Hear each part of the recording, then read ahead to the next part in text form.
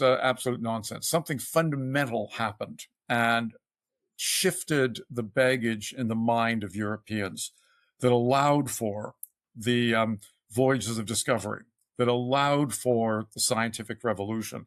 Because unless you believe your own observations and you're able to reproduce what you see on a piece of paper so others can check, you're not going to have the scientific revolution. And that's what the Renaissance provided, these skills.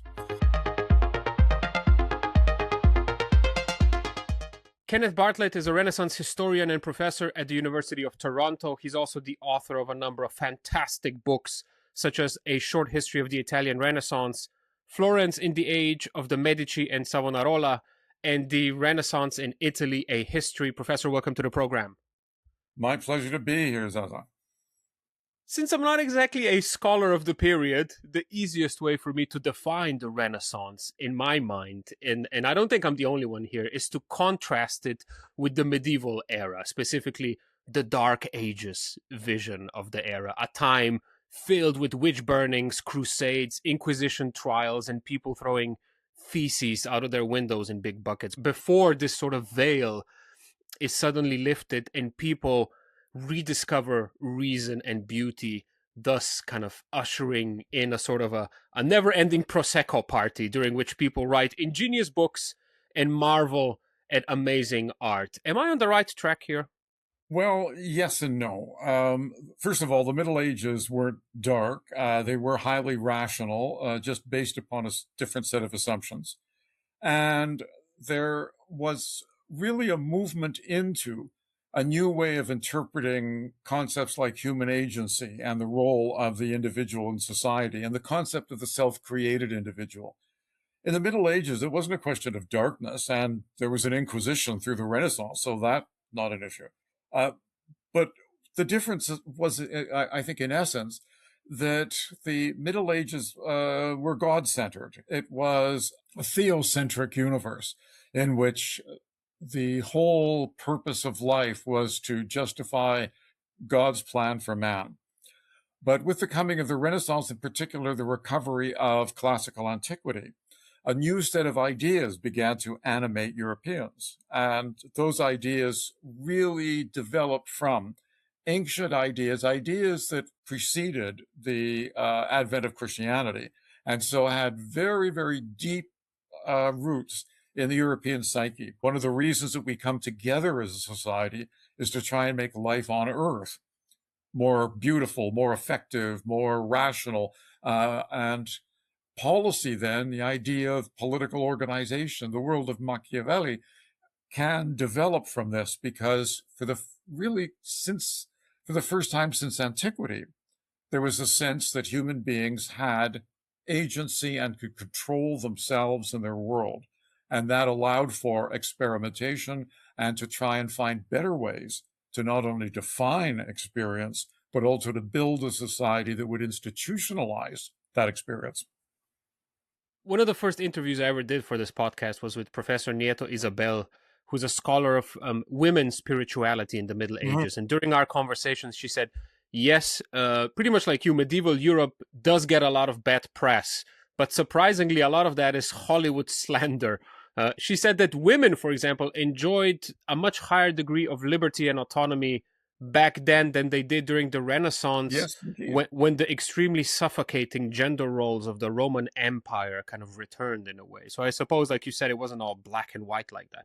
Right. No, she was absolutely right. During the Middle Ages, women had the right to control their own property. Very often they could inherit and they could run businesses on their own. But with the recovery of ancient ideas about women and the role of women in society, a lot of these structures began to fray, and it became a much more male-dominated society once more. Before we really dive in, I just wanted to ask, what general state sort of was Europe in during the late Middle Ages? Well, it depends on where you're talking about. It's hard to generalize about the continent because circumstances were so different.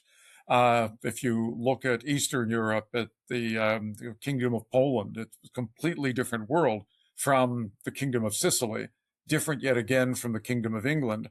and different yet again from, let's say, the small city-states of the Holy Roman Empire. So it depends on what you're talking about. And what there was, though, is the growing wealth in the continent altogether. And this was particularly true in Italy because of the role of Italy, its geography, sticking into the Mediterranean. It was always the entrepot between East and West, and whatever long distance trade continued even during those so-called Dark Ages, that is the 7th, 8th, 9th centuries, took place through Italy. So there was always trade in Italy. But by the time we reached the 15th century in most of Europe, urban life, economic life, the idea of even social mobility lubricated by wealth became ideas that could be discussed and in some cases actually realized. So it varied from place to place, but generally speaking, most of Europe was getting wealthier because of the recovery of long distance trade, urban life, which focused wealth in towns and cities, means of communication, roads, harbors that allowed trade to happen and consequently people to move around, and a sense that there is a possibility of social mobility simply because wealth wasn't only determined by the sheets between which you were born and the wealth that you inherited, which was largely landed wealth. So change was happening everywhere in Europe, but really things were focused in Italy where these things happened first. So the Renaissance began in the 15th century in Florence, which was Well, it just began one of... earlier than that, actually. I'd say that Okay. it really began about in the 14th century in Florence and in Italy. And the reasons for that, again, are largely economic and allowed for the recovery of antiquity. First of all, Italy was unlike the rest of Europe. Urban life never died. There were always cities because there were bishops. Bishops ruled from cities, and they were so close to Rome that it was quite possible for the Pope to grant bishop status in even the relatively small cities. Secondly, long-distance trade and even local trade was facilitated in Italy because of the tradition of Roman law, the roads that were still there from antiquity and still functioning, and the growth of what really amounted to long-distance trade as a consequence of the Crusades. Because think about the geography of Europe.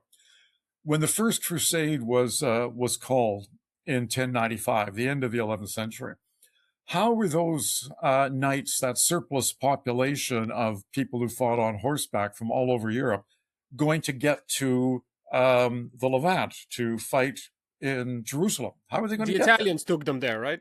Exactly.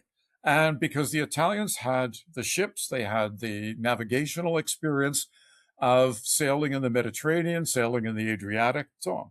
So the wealth of Europe was to a degree funneled into the four great maritime republics of Italy, Amalfi, Genoa, Pisa, and Venice. So all of these Europeans, in order to fight in the Holy Land, had to pass through Italy. And then, of course, there were then all the secondary benefits. They bought armor, they bought horses, they took servants, they stayed a while and enjoyed the city. And when they left, Italian ships took them, and Italians largely provided whatever continuing connections, the logistical connections necessary for an expeditionary force on the other side of the Mediterranean. So Italians became very, very wealthy as a consequence. And this wealth had an enormous effect because it meant that more and more Italians were freed by independent means from the traditions of the supremacy of birth. You could, in a generation or two, enter the nobility simply by acquiring wealth, buying an estate, and so on. It also allowed for the need for new ideas. And in particular, if you're going to take an army across the Mediterranean, you need contracts. So you need to be able to write enforceable contracts. And secular education never died in Italy because of the continuation of trade. So there were lawyers and notaries who could do that. And then also there were the banking mechanisms that the Italians began to develop to move large amounts of money. So everyone knows where there is a bank, there is profit. Wherever there's profit, there is social mobility, and there's a concentration of wealth that allows for things like more leisure. And in particular, the use of wealth to acquire what sociologists called caste marks, things that gave you status, but not based on birth. So in the Middle Ages, your place in society was largely determined by what family you were born into. Noble landowning families could produce generations of natural leaders. But what about those who made their own wealth, who began to acquire power in their cities, who became bankers and long-distance merchants? What was their status? Well, they determined their status by commissioning great palaces, by paying for cathedrals in their city, by commissioning art in order to be associated with an elite. So these were the things that gave rise to the Renaissance. And behind them all, the belief that the individual could determine his own place in society. He wasn't restricted by birth, by geography, by anything. He could make his own way. And then this produced the concept of the self-actualized individual, the person with agency. And once you have this, you have got, in fact, a whole new dynamic that begins to energize society. New ideas from new people reading different books in order to learn how to run cities, how to become merchants, and how to live a good life outside the dictates of the church and the clergy. That is sort of crazy because we talked about the Crusades a lot on this podcast, but I didn't know such lofty profits were made from this dubious enterprise. So that's really interesting. But by the way, why did the Renaissance begin in Florence specifically? Why not one of these great maritime that is powers a that you mentioned? very good question, because Florence isn't a seaport. It's not on a Roman road. It's inland on a river that is a raging torrent in the winter and a muddy stream in the summer. It was a consequence really of skill. And the skill was the ability to take high quality wool and use that wool to produce the very, very finest woolen cloth in Europe and to dye it dramatic colors. So from this and the profit that was made, the wool merchants in Florence set up shops right across the continent, many in Italy, Naples and Rome, but also in the north. And because of these connections, they were able then to take surplus profit and then use that surplus profit to lend to those nobles or those kings who were trying to build dynastic monarchies or doing whatever. And they naturally then became bankers. So Florence, because of a skill set, really developed wealth. The second thing is that Florence was loyal to the papacy. It was the leading Guelph, that is, pro-papal city. The city that first developed international economic activity, Siena, just 100 kilometers away, was a Ghibelline city associated with the emperor. And so the Pope didn't altogether trust them. So Florence became then not just a banking center, not just a wool production center, but it also became the Pope's and Church's banking center. And that meant that much of the wealth of all of Europe filtered through Florentine banks and was transferred to Rome. And this huge profit, like banks always make huge profits, these huge profits allowed for the experimentation that I've described, experimenting with new ideas, with new books, with new caste marks, with new concepts of architecture and painting. By the way, what kind of colors did they do? Because you said that they had a special technique and that the colors Yes, were wild. I'm just wondering what kind of sassy colors red were they doing? In particular. Sorry, One red. family in Florence, the Rucellai, made its fortune through the production of red dye that could only be produced in Florence, actually made from crushing a beetle. But you could get enough beetles to produce enough fine quality cloth to make sure that the backs of nobles were covered. But So then there was wealthy Europeans were buying them like hotcakes. yeah, and the Crusades helped with this as well, because when those Crusaders, from their cold, drafty castles in Lithuania and Scotland, suddenly found themselves in Jerusalem or Acre, they saw another world. And they became accustomed to wearing silk, to having fine knives and blades from Damascus, to eating oranges, to have carpets. So they became used to these things. And of course, the Italians who brought them over then took advantage of the fact that their ships returned empty. And the galleys of the Mediterranean during the late Middle Ages and Renaissance were very, very wide-beamed, shallow draft boats that required a lot of ballast in order to be stable. So what did they do? Well, the first ones, the Pisans, filled the boats full of the topsoil from Jerusalem so that the Pisans would be the first to rise to heaven when the last trumpet was sounded. Well, that didn't prove to be very useful.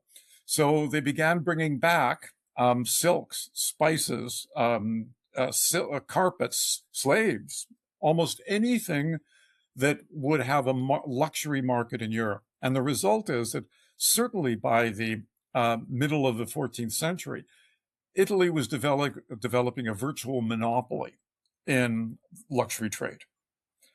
And then you add to it the fact that merchants everywhere at all times are ruthless, and Italian merchants were particularly ruthless. And the Fourth Crusade in 1204, Baldwin of Flanders and his crusaders reached Venice, but they didn't have enough money to get to the Holy Land.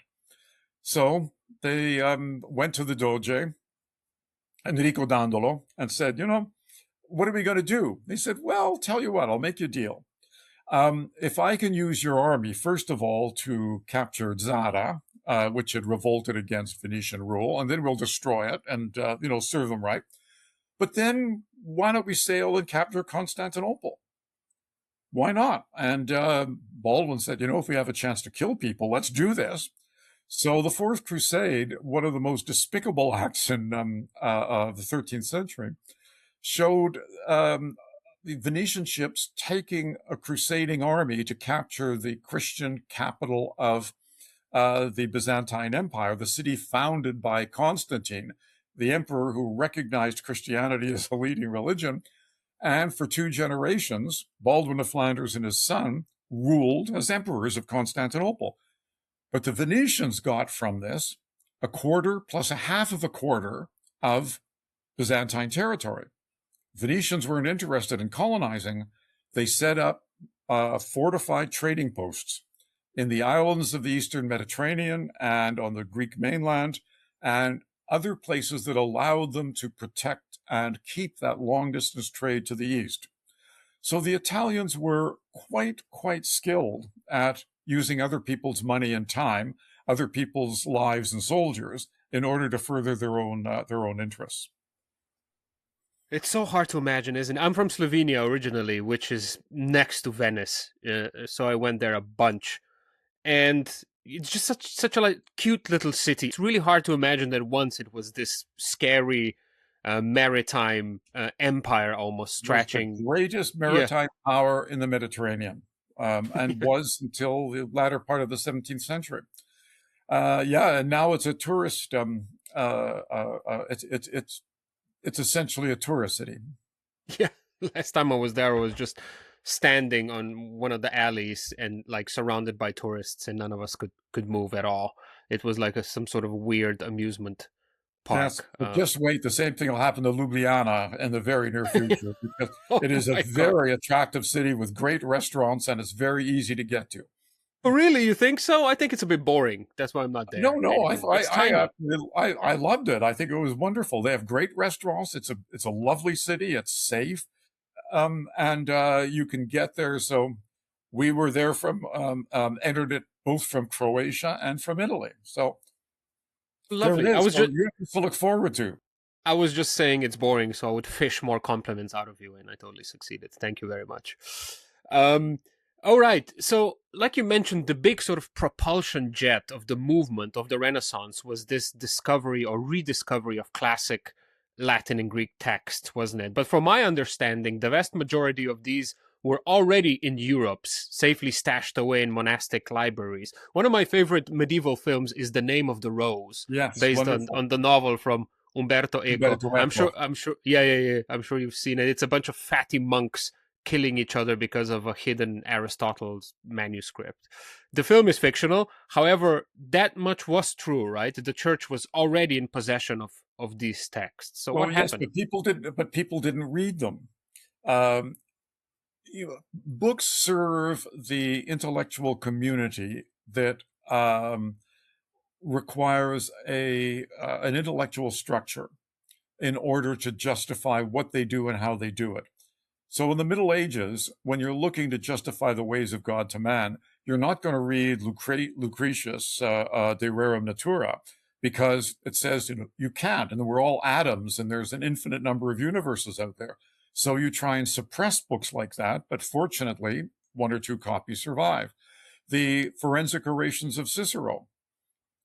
Why use them when, in fact, they deal with a world that is just not relevant? Partly, it happened in two stages. The first was the so-called Renaissance of the 12th century, when Europeans needed some of that ancient wisdom. They needed the philosophy that undergirded Christian theology. And interestingly enough, Aristotle proved to be the most perfect way of doing this because of his highly logical structure. And they got it, interestingly enough, not directly from Greek texts, but from the Arabs, who had translated it and kept it. The other is that they needed law, because by the 12th century, urban life was increasing, trade was expanding, and the law follows trade. You have to have enforceable contracts. You've got to have standard weights and measures. You have to have a law that pertains to everybody at all times. So Roman law was recovered, and the Justinian's Code became the basis for European law codes, which it remains to this day in many instances. So there was need of these things. But in terms of literature, well, you would read Ovid, but you would moralize Ovid into a series of Christian stories. You would not teach all of the metamorphoses because they were considered somewhat scandalous. So you would turn them into Christian allegories. The poetry of Catullus, not really read at all. The Aeneid was seen as the coming of the Christian Empire, because in order for Christianity to spread across the world, the Roman Empire had to be formed, and Aeneas leaving Troy was the guy who started the whole process. And Virgil was believed to be like an Old Testament prophet, because in his fourth eclogue, he seemed to foretell the coming of Christ. So Virgil was given a special place. So all of these ancient texts that were useful were there, and they were read, and there were commentaries on them. But they weren't used for the purpose for which they were written, and that is glorifying erotic love on earth, glorifying individual freedom, of the idea of Aeneas, that hero who first from the shores of Troy came to Italy. They were used for different purposes. And the difference was that with the recovery of ancient texts by Renaissance scholars, they were applied to the needs of Renaissance men and some women, whose needs were much closer and whose lives were much more similar to the ancient world. And there was a problem. And the problem was so huge and seemingly insoluble that it was largely ignored for 1,000 years. And that is, the great writers of antiquity were largely pagan. And in a Christian world, what does that make what they wrote? many early fathers of the church, like Tertullian, suggested that all ancient literature should be destroyed. Because it was pagan? No, because it was so beautiful and so profound, it made you love this life too much and not just work towards the next, which is why you were on earth. So the pagan problem and the paganism of ancient literature was a seemingly insurmountable wall that that Europe could not cross. But then along comes Petrarch, one of my heroes and so many others. I mean, as a human being, he'd have driven me crazy, but as a scholar and an individual, he was quite wonderful. He, in studying Cicero in particular, reached a conclusion, and that is, yes, reading Cicero will not help you get to heaven. It will not reinforce your Christian belief, but it'll help you be a better person and lead your life on earth according to better ethical principles, and you will live this life more humanely. So he said, look, let us read these people and let us take their lessons and use them here on earth. And let's ensure the church will get us to heaven, because pagan literature won't help, but pagan literature will give us not only a guide for life, but enormous pleasure, because the words are so beautiful and the poetry is so profound and the ideas are so stimulating.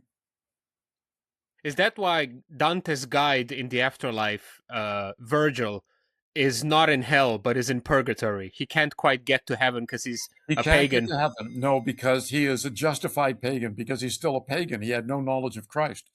And again, that's an elegant solution, isn't it?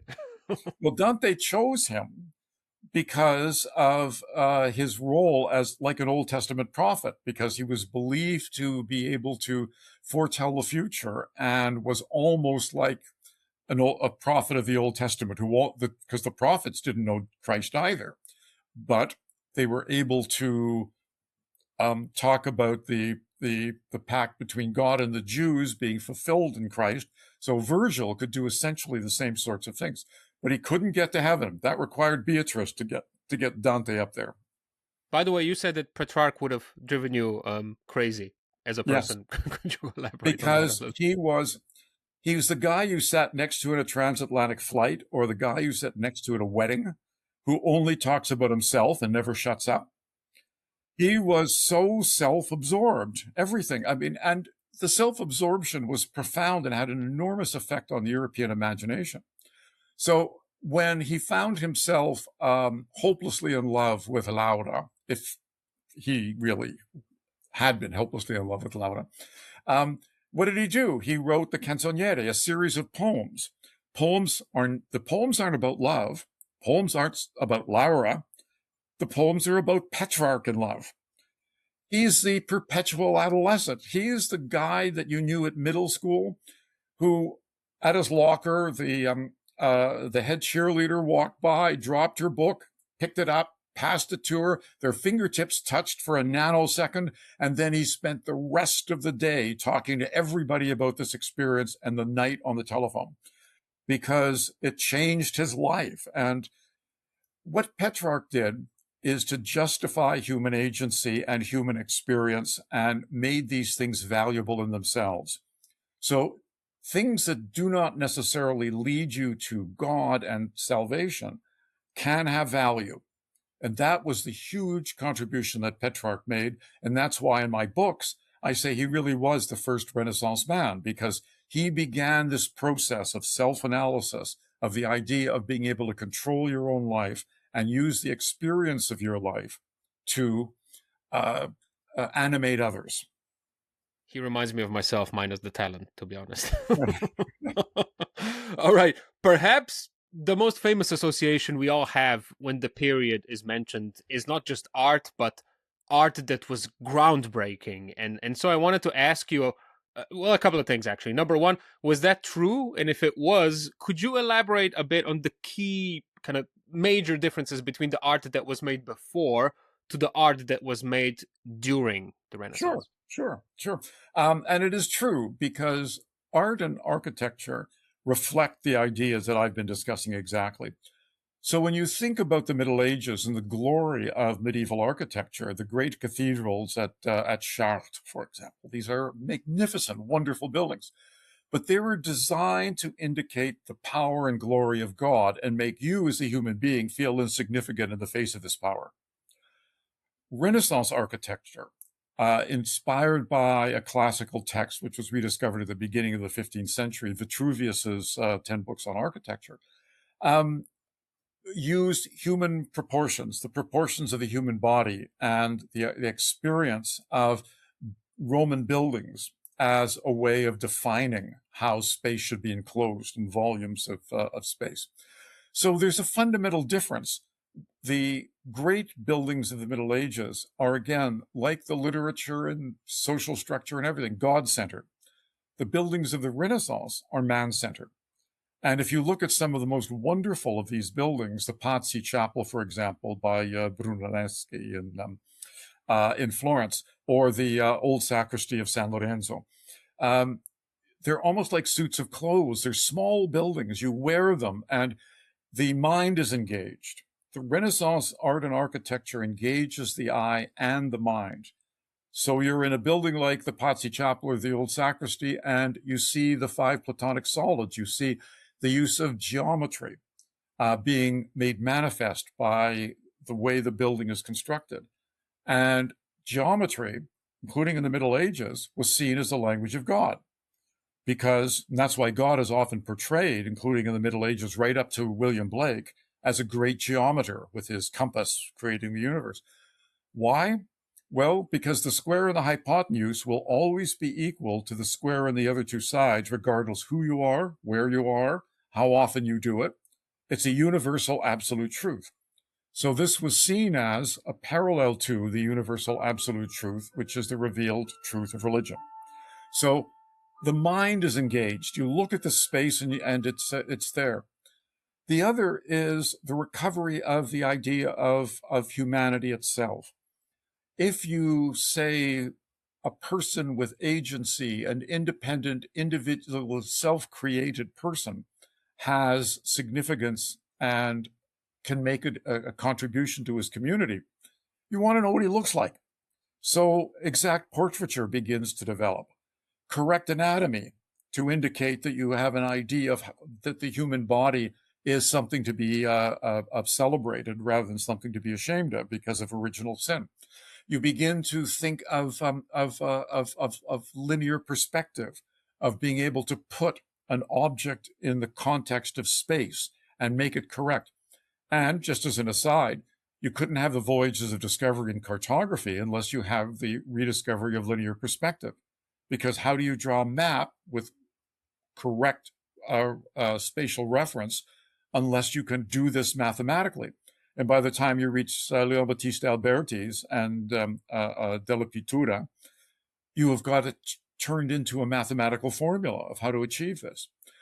So Renaissance artists wanted to reproduce what the eye sees, and they validated it, that human experience through the shared the shared vocabulary of what you see is significant. Petrarch made the contribution that your words matter. Petrarch wrote things like, words can have no dignity unless the soul has dignity. There's no doubt but that we can be of great value to others through our words. But words are limited because I can describe a landscape to you, but do you see what I describe? No, you think of it quite differently. But if I painted a landscape for you, you would understand it completely. And if I made the trees and the plants exact reproductions of what I saw, you would be able to place that in space and probably in the season, so that you know that human experience can be transmitted through art and what the eye sees, and through painting, through portraiture, and all of those other things. We all know some of the big household names of the masters associated with Renaissance art, because if nothing else, we've seen Ninja Turtles as kids. But on a more serious note, were these guys and gals already celebrated while they were alive? Was Michelangelo, for example, already a rock star? Sure, absolutely. And he also had the great advantage of living a very, very long time. So when Julius II wanted to have his tomb built, and ultimately when he wanted to have the ceiling of his uncle's chapel, the Sistine, painted, called on number one, the guy who was the best. And ultimately, Paul III said, "I want you to build a dome because the dome that was designed by Bramante is going to be too shallow. You've got to do something else." These were the go-to guys because they were recognized as genius. Genius was recognized because of what I've talked about already. The example of the remarkable individual who can take his own experience and translate it into a broader a vocabulary of experience for others. So painting, Raphael became a real rock star. And if he hadn't died young, he might very well have been made a cardinal. He was treated like a prince. Brunelleschi was seen as a most remarkable genius in building the dome and the Duomo in Florence. All of these people were recognized for what they could do. And I've again written elsewhere that the thing about getting the best artist, the best architect, to build your cathedral, to build your parish church, to paint the ceiling of your palace, was war by other means. It was a way of making your city more preeminent, more famous because of its cathedral, because of its painting. And the city-states of Italy were always in a state of competition. If they weren't fighting wars with one another, they were trying to get the best artists and architects in order to celebrate the governments that were there. And where did the money for all of this marvelous art come from? The surplus wealth from trade. So we go back again to what really started it. Oscar Wilde was right. Art is useless. You can't live in it. You can't eat it. It is something that speaks to our essential humanity is going beyond the necessities of life. So when trade began to produce huge fortunes, and especially when individuals needed caste marks to put them in a hierarchy to which they were not born, one of the best ways of doing it would be to patronize great art. And that is one of the things that happened. So individuals patronized artists, families patronized artists, cities and rulers patronized artists and architects all the time, because it was a way of indicating their reputazione, their reputation, their honor, their dignity. And they became then the followers and the companions of princes. Say you were an up-and-coming artist during this period. How would you go about getting your first commission?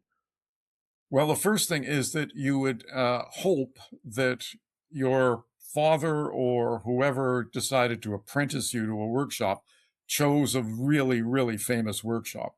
So Leonardo da Vinci was apprenticed to Verrocchio, and Michelangelo was brought into the sculpture school of Lorenzo de' Medici in Palazzo Medici in Florence. You were apprenticed and you worked together with the master and the other apprentices. And if you were good enough, you were able then to eventually leave and start your own bottega, your own shop, and get apprentices of your own. But it was a highly competitive business. It was incredibly competitive. So there are all kinds of people whose names we don't know because they didn't make it. So it's like Little League Baseball. There are all kinds of kids who go out there and they expect to play for the Toronto Blue Jays, but most of them end up not. And that's why painters like Leonardo da Vinci didn't work well in this system, because he took too long. He was never satisfied with his work. He couldn't fulfill a contract.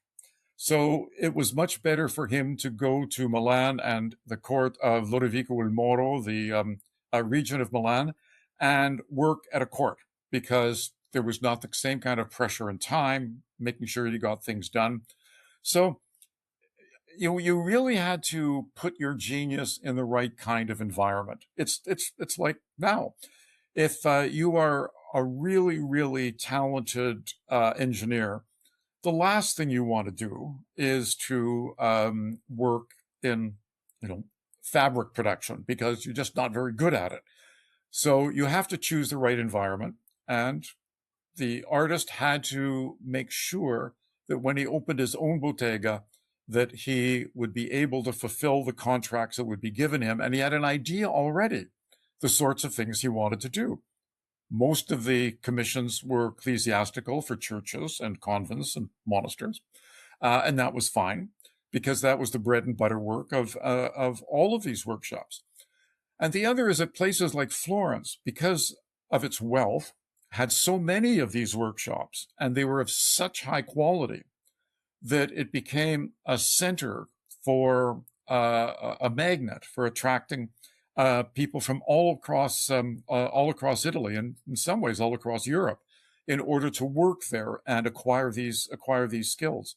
So it added to that reputazione of Florence as well, because of its wealth, the number of the botteghe, the sure mass of commissions that were available, and the quality of the people working on them and producing them.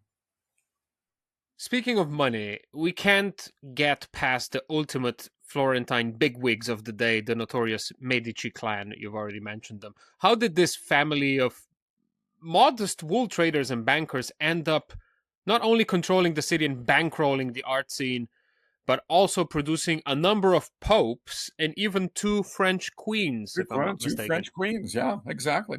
Well, in part, it was extremely good management, and of course, always under these circumstances, a little bit of luck as well. The real founder of the family fortune, Giovanni de' Medici, the father of Cosimo the Elder, made his fortune through connections with the papacy. He was the Pope's banker in Rome, and the Rome office made an enormous amount of money. Giovanni de' Medici wasn't interested in politics at all. He just wanted to make money. So he ensured that his son would be trained in political skills and to have the necessary connections in order to have a political role. Because if you have no political footprint in a place like Renaissance Florence, you're always exposed, you're always in danger, because your enemies could get control of the signoria, and they could increase your rate of taxation. They could say that you were behind in your paying your taxes, so you would lose your civic rights and privileges. So he knew that he had to protect the family's wealth politically. So he trained Cosimo the Elder to do this. And he became so successful that he ultimately caused the jealousy of the great families running the oligarchy that controlled Florence up until 1434. And they tried to, there was a show trial. They wanted to execute him, but the Pope and others and the Duke of Ferrara said, you better not do that. So they exiled him forever. But he put his wealth in the hands of ecclesiastical institutions and in the name of members of his family and friends. So when the oligarchy pushed it a little bit too far, the popular rebellion that they had so feared came about, and Cosimo was invited back to the city in 1434 and became, in effect, the ruler of the city. But he wasn't ruler as a prince in any way whatsoever. He was a behind-the-scenes manipulator.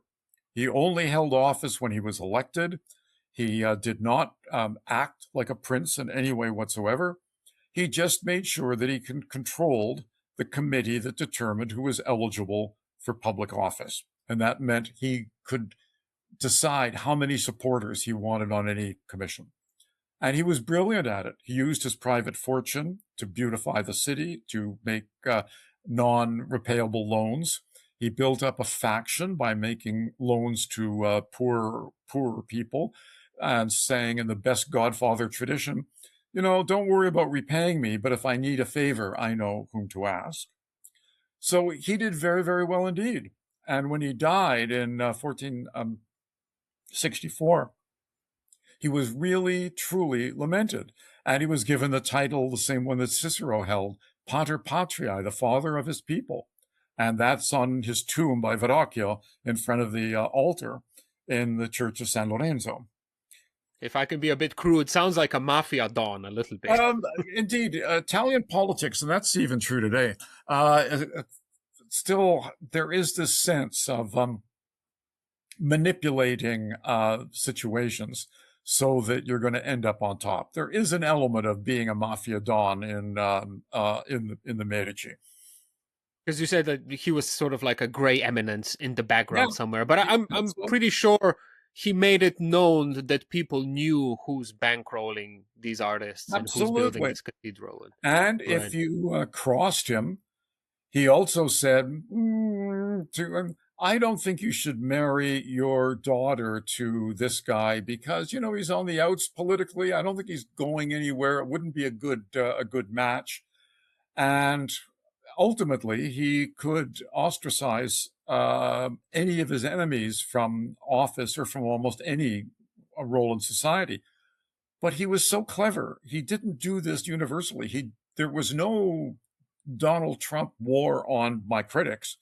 He brought them into the government because he said they have often useful ideas, and let's see if we can turn them around. If they didn't turn around, if they remained recalcitrant, sometimes he would just push them aside. He wouldn't kill them. He would just economically damage them in the best Italian tradition of increasing their taxation. But, you know, most people come around. There are very few heroes in the world, as you probably know. The great pioneer of keep your friends close and your enemies closer, I suppose. Exactly. At the beginning of our conversation, I kind of asked you if the Renaissance was a sort of an endless summer picnic, and you said it was very much not. And one of the most intriguing episodes in its history, one that is sort of illustrating this more of an ambiguous reality full of contradictory currents, is that of the infamous friar Savonarola, who went against the Medici. Since you wrote an entire book about this episode, please do tell us this story. It is a curious thing in many ways. Florence, when Savonarola began to achieve a following at the time of Lorenzo de' Medici in the 1480s, he first of all had very little traction. The first time he came to Florence, he was a disaster. He had a funny accent from Ferrara, and his doom and gloom didn't suit this marvelous city that was just in such a splendid situation. Excuse me, just for a bit of context, who was he and what was he preaching about? Okay, he was a Dominican monk from Ferrara. His grandfather had been court physician, and he had a very, very good education. But he had a very, very dark vision. He saw the world as a fallen place, and God was going to be angry, and the second coming was going to be disastrous. But increasingly, when he came to Florence the second time, his preaching began to associate with some of the Renaissance ideas that had developed during the golden age of humanist learning in Florence, because he was extraordinarily smart. The tradition in Florence, a tradition determined by especially Leonardo Bruni, who was Chancellor of the Republic, was that Florence was the new Rome, or maybe the new Athens. It was the place where freedom lived, that Republican freedom gave agency to all of the citizens, that you could be anything, you could do anything. It always protected the freedom of others. Well, Savonarola didn't see Florence that way. He began to interpret Florence as the new Jerusalem, and that God had chosen Florence for the second coming. But the Florentines, because of their traditional vices and their taking money at interest and their card playing and all of the other things that they were doing, had to be cleansed. And so increasingly, his sermons became more and more histrionic against what he considered sinful behavior. And he identified much of this with Lorenzo de' Medici and with the Medici control of the city. Because Lorenzo was a very devout Christian, but he also wrote obscene carnival songs, but then everybody did. He enjoyed art, he enjoyed culture, he enjoyed classical learning, all of these things. And for Savonarola, these things stood in the way of salvation, and they had to be taken out. And then, as after the Pazzi conspiracy, an attempt in 1479 to murder Lorenzo and his brother by the Pazzi and by Pope Sixtus IV, Lorenzo's personality changed a bit. He became a little bit paranoid because his brother had been murdered, a plot that he couldn't imagine that took place in front of the high altar on Easter in 1479. I mean, and one of the attempted murderers was a priest. I mean, this was serious business.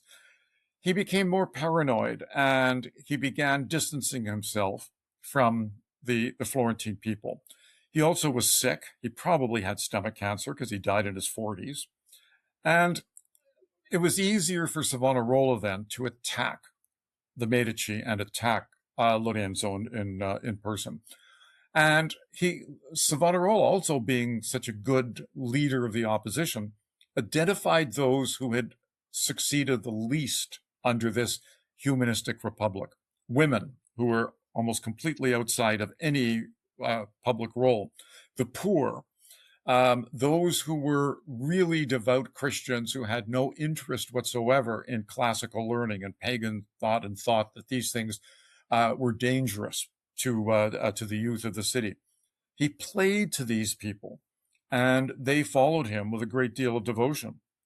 And then finally, when Lorenzo died in 1492, and his dim-witted son, Piero Sfortunato, who was every parent's nightmare, took over the rule of the city, it was in a moment of incredible crisis, because in 1494, Charles VIII of France invaded Italy to claim the crown of Naples, and Piero wouldn't side with him, wouldn't oppose him, and ultimately Charles VIII made demands on Piero that he instantly agreed to, despite the humiliating circumstances, and that was enough to drive the Medici out of Florence in 1494. But the Medici had been so successful in destroying the opposition that the only person with any traction who could fill the vacuum left by the expulsion of the Medici was Savonarola. Sounds like a bad idea. Yeah, it was. And he had a faction of, they were called the snivellers, the Piagnoni, because they would always cry and snivel during his sermons. They put together a faction and decided that they were going to control the Republic. And this is the beginning of that really, really weird time between 1495 and Savonarola's ultimate execution in 1498, with the burning of the vanities, the destruction of so much art and culture and classical texts and musical instruments, false hair, cosmetics, anything that gave the odor of vanity to the city. He co-opted children. And one of the first rules of history is distrust, actually fear, any regime that gives power to children. Whether it's the Hitler Youth or whether it's the Bands of Hope, where parents pledged their children to Savonarola, and they would dress like angels and walk through the city and rip the clothes off immodestly dressed women, which of course was pointless from my perspective. They'd break up card games. They would, then Savonarola closed the brothels. It was a terrible time in the city. But ultimately, he pushed it too far. He promised more than he could give. The economic situation became desperate. The opposition became far more organized, especially when Savonarola ordered the execution of some very young patricians who were plotting against him. So, 1498, the ordeal by fire, where the Franciscans challenged Savonarola and two other Dominicans to walk across hot coals to see which ones could reach the end without burning. So we're talking about the end of the 15th century. This is simply bizarre. But Savonarola had no choice but to agree. They arranged to meet in the Piazza della Signoria. Everything was there, but then, of course, the usual, you go first. No, you go first. I don't like what you're wearing. I think that cassock is probably made of asbestos. No, well, we all have to change in linen sheets. All right. This went on so long, and the whole city had gathered to watch this event. You would be there. I'd be there. I would totally be there. Yeah. And then the heavens opened, and a heavy rainstorm put out the fire. And that seemed to be the sign from God that Savonarola was not his prophet, that he didn't have a red telephone to God. So the mob went to his monastery of San Marco. He was arrested. The leader of his faction was murdered en route to make sure that this was going to be a nice, clean job. He was brought before two trials, one a trial in the church with a papal judge saying that, he's a heretic. The other, a civil trial saying you've broken every law of the republic. You have no right to engage in politics because you're a foreigner and you're a priest. He was found guilty, and so he was hanged, and his body, together with his two closest followers, burned and ashes thrown in the Arno. So it was a weird time because he represented a rejection of all of the principles that had animated Renaissance Florence, except they were still there. They were just twisted and turned.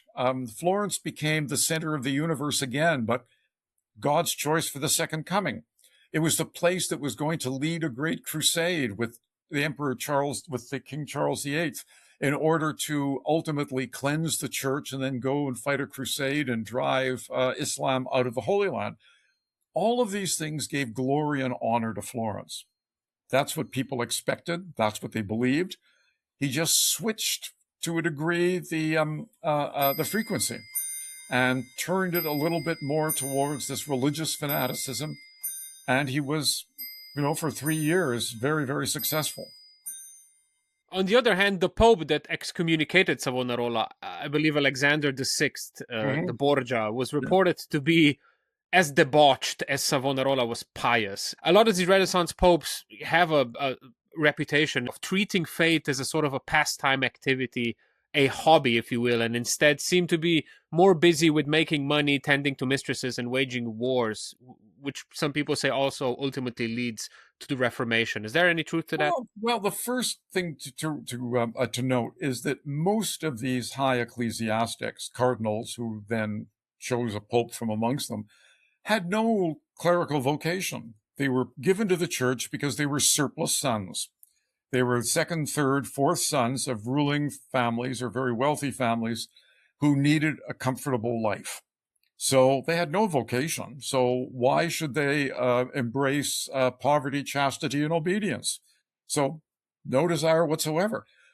So we can't think of the Renaissance Church the way we think of Pope Francis and Leo XIV. It's a completely different kind of structure and organization. It essentially was a multinational machine to deliver salvation at a price. So it was a multinational, the first great multinational. So that's it. But some popes were worse than others, and Alexander VI was amongst the worst. He was probably the richest cardinal who ever lived because his uncle, Calixtus III, made him a cardinal when he was very young. And he took a skim off every dollar that crossed his desk. And then finally, with the death in 1492 of Innocent VIII, he said, I think it's time for me to be Pope. I'm going to buy it. So he bribed cardinals with promises because he wasn't the leading candidate. But if you have infinite amounts of money, you can get almost anything done. So he was elected Pope.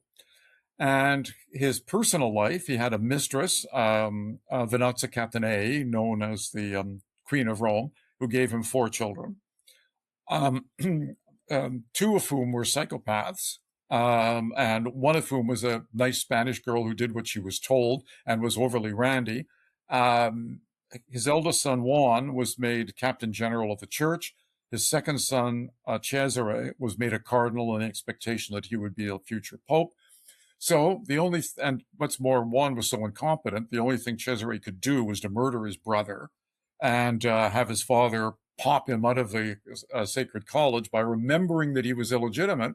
And so he could then become captain general of the church, and he could then try and build a Borgia kingdom out of the states of the church, out of Romagna. And and he was a psychopath. He loved killing people. He loved doing horrible things.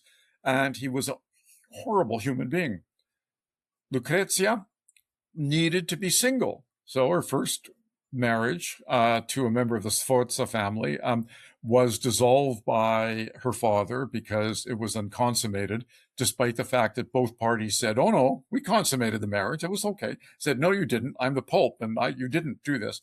So poor old Giovanni Sforza was sent off in order with the humiliation of an Italian to say that you didn't consummate the marriage with this fabulously beautiful, blonde, blue-eyed girl.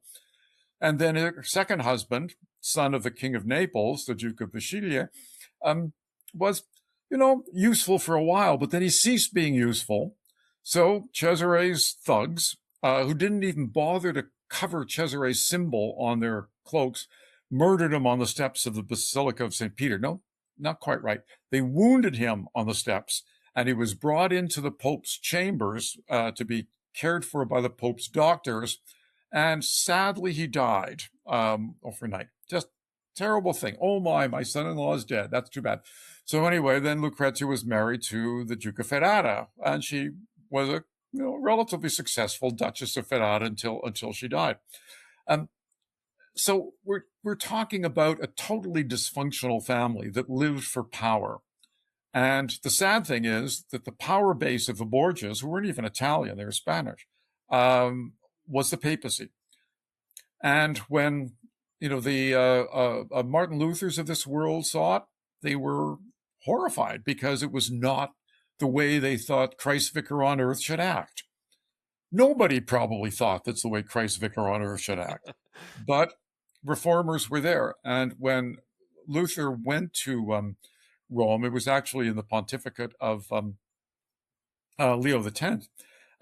He saw an incredible amount of learning, great culture, wonderful buildings, but he was looking for a kind of simple piety that just wasn't there. The church is a complicated business in Italy. It still is, where it's not just a question of faith, it's a question of social cohesion, of cultural identification, of all of these things. Martin Luther would never get that. So was it the fault of the papacy? No, not really. They were just behaving the way popes behaved. Was it the fault of Martin Luther? Well, a little bit. He should have stayed home. So what is the conclusion? Reformation probably would have happened anyway for very, very clear reasons. But it was probably hastened by the anger that so many reformers saw in the Roman Church, because it didn't correspond with their own pietistic view of the way clerics are supposed to act. I wouldn't in a million years attempt a career in the Catholic Church. I'm not even religious, but if I was alive during the Renaissance era, I would have probably given it a go. Sounds like a lot of fun. Well, I think your parents, if they put you there, you would make the most of it. When Leo X, the son of Lorenzo the Magnificent, was elected improbably at the age of 37 as Pope, he skipped out of the conclave saying, now that God has given us the papacy, let's enjoy it. Words to live by. Last couple of questions, really quick. Did ordinary people, ordinary Florentines, participate in or had anything from all of this grand rejuvenation and art production too, or was it only for the elites? Yeah, it's a very common and good question. And I've written, yes, of course they did. Partly, simple people are not stupid people. Because they lack the education to read the Latin and Greek and take part in the Platonic Academy discussions at the Villa Caregi, but they were very well attuned to visual culture. They would go into their parish church, they'd see these new frescoes in the new style, they would see linear perspective, and they would be moved. They knew that something important was happening, and it made them proud. They would buy paper woodcuts outside of churches in the new style and stick them on the walls of their simple houses. So yes, I think it did affect them, not in the same way as it affected the elite. So to think of the Renaissance as an elite phenomenon, at its highest level, of course it was, but all culture is elite. How many people have you met who actually go to the opera? How many people have you met actually buy paintings? Very, very few. So it's always been an elite activity of people with means. But that doesn't mean that you can't turn on Saturday afternoon at the opera from the Met and enjoy it on your radio. It doesn't mean you can't go to the art gallery and enjoy the pictures on the wall. And that's the way I think common people in Florence experienced the Renaissance. Coming full circle in the end, that bit about the Renaissance being a long Prosecco party. There's some interesting scholarship about the Renaissance that's been coming out recently. Last year, historian Ada Palmer published a book with the title Inventing the Renaissance, the Myth of a Golden Age, in which she argues that the golden era we associate with the period is a total myth invented by later historians to kind of further their own agendas. And then the real history was much more desperate, even brutal. Would you agree with this assessment? No, it's essentially nonsense. You put 4 historians in a room, you get 5 opinions. You can't get anybody to agree on it. And of course, being contrarian is a way of getting attention. So if you just wrote another book on the Renaissance, well, it's another book on the Renaissance. But if you challenge the whole concept of the Renaissance, that's a great way of getting attention. No, I think that's absolute nonsense. Something fundamental happened and shifted the baggage in the mind of Europeans that allowed for the voyages of discovery, that allowed for the scientific revolution. Because unless you believe your own observations and you're able to reproduce what you see on a piece of paper so others can check, you're not going to have the scientific revolution. And that's what the Renaissance provided, these skills. So no, I think it's nonsense. The same thing about the ugly Renaissance. Yeah, sure, there are all sorts of ugly things in the world. There are ugly things in our world. But do we celebrate them? Only if you've got an agenda. But most people try and avoid the dead things in the road.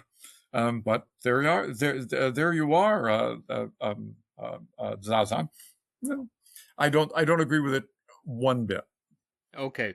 Very last question. I just watched a video essay from a guy, I can't remember his name, but he was arguing that we might be just before a renaissance of our own, that this era is sort of like intellectually completely exhausted, and that we're getting fed up with all of these like AI slop, social media, ugly things, as you said, in our world. Do you think that's remotely possible? Well, it's hard to. If I could predict the future, I would be rich and king of the universe. But I think that there is an incredible revolution happening, and it is, in fact, going to be driven by artificial intelligence, because we'll be able to do things. Individuals sitting in their own library, the way I'm in my library, can have access to not only information, but also to use that information in ways that would be otherwise impossible. And we'd be able then to create a world of our own imagination. And the real question is, what is it going to look like? And who is going to dominate it? A world controlled by Elon Musk is my idea of the ultimate dystopia. Yeah. This preening You're not the only one. So I don't think that is the solution. But my hope is that as more and more people have access to more and more information, and they're able to use that information for creative purposes, that a new renaissance could indeed happen. So I'm too old to experience and know it. You're probably just about the right age to take advantage of it. And who knows, it might be the audience of your podcast who will then be your followers, and you'll take them to the promised land.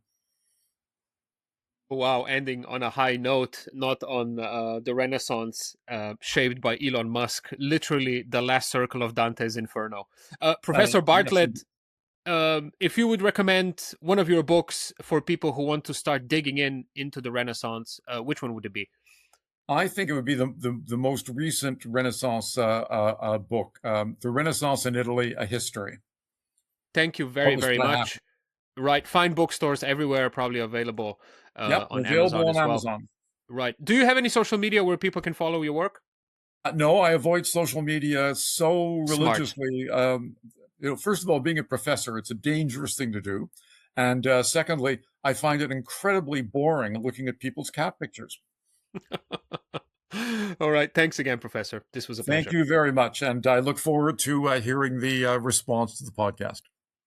Thank you Bye-bye, very much Mike. for listening. Please subscribe to the podcast on YouTube, follow and rate on Spotify and Apple Podcasts. Otherwise, I will just fade into obscurity forever. Also, feel free to support me on Patreon. This is a one-person podcast. I do everything by my little old self.